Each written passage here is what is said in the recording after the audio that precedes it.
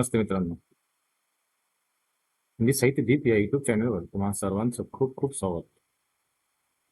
आजचा व्हिडिओ महाराष्ट्र टाइमवर आलेली एक बातमी आहे.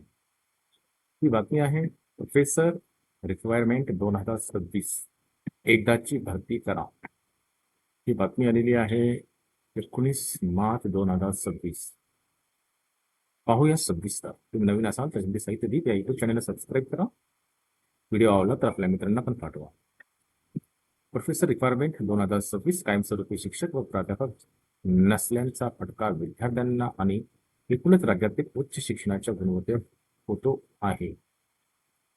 राज्यातील विद्यापीठे आणि महाविद्यालय यामधील प्राध्यापकांच्या रिक्त पदापैकी 6,000हून अधिक पदे भरण्यास मान्यता दिल्याची उच्च शिक्षण मंत्री चंद्रकांत पाटील यांनी विधान परिषदेत सांगितली. माहिती नवीन नाही. या गोष्टीकडे लक्ष द्या. ती नवीन नाही. राज्यातील शिक्षणाच्या संस्थेमध्ये शिक्षकांच्या एकूण रिक्त जागापैकी 11,000हून अधिक जागा अधिक आहेत. उच्च शिक्षण संस्थांच्या राष्ट्रीय क्रमवारी राज्यातील विद्यापीठांची आणि महाविद्यालयांची होत असलेली घसरण याचीच द्योतक म्हणावे लागेल.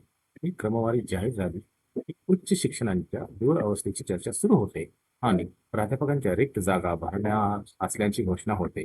नंतर फार काहीच होत नाही. बराच वेळ घेतला जातो परंतु त्याच्यावर काही प्रतिक्रिया होत नाही.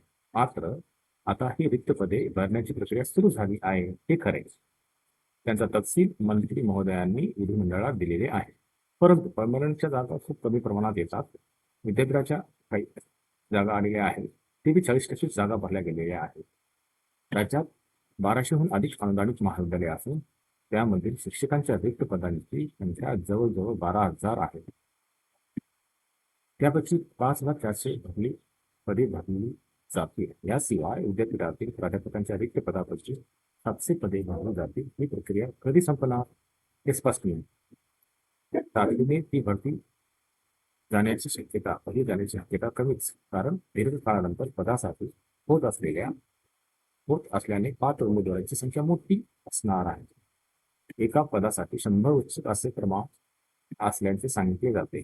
त्यामुळे अर्ज भरणे, गुणवत्ता यादी, मुलाखती, पारंपरिक प्रक्रिया खेरीज आरोप प्रत्यारोप, दुसरे फुगवे, नाराजी आणि अर्थपूर्ण व्यवहार यामध्ये भरती लाभण्याची शक्यता अधिक सांगण्यात येत आहे.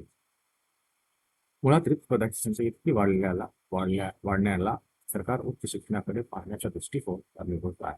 सरकार कोणत्याही पक्षाचे असेल तरी उच्च शिक्षणाकडे एक ओझे म्हणून पाहिले जात असल्याचा गेल्या 25-30 वर्षापासून अनुभव आहे.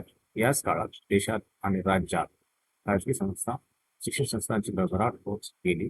उत्तम करिअरची संधी देणाऱ्या व्यावसायिक अभ्यासक्रमात खाजगी महाविद्यालयांना आणि विद्यापीठांना अधिक रस होता. आता भाषा आणि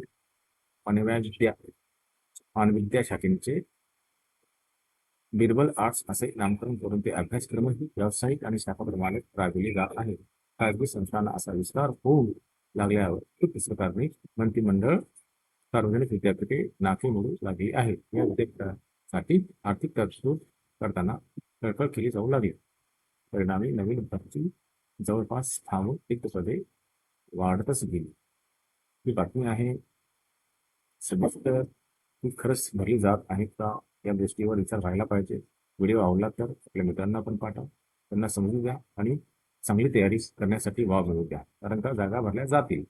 परंतु हा प्रश्नच निर्माण होतो, जाव्यात या नाही जाव्यात, जागा किती आहेत, किती टक्के भरतात. तुम्ही कॉमेंट्समध्ये मला सांगू शकता. त्या बातमीचा मूळ अर्थ काय आहे हे मी तुम्हाला समजलेलं आहे. कारण का ही नवीन माहिती नाही. खूप दिवसापासून बऱ्याच अशा वेगवेगळ्या न्यूज येतात.